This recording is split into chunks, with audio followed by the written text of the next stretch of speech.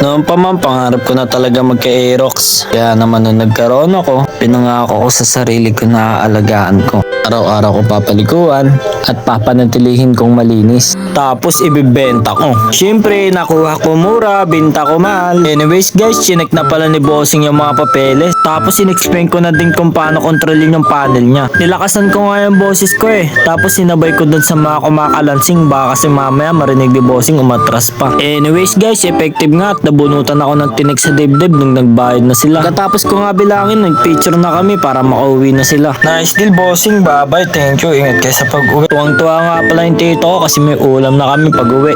Hindi na kami magugutom ng ilang araw.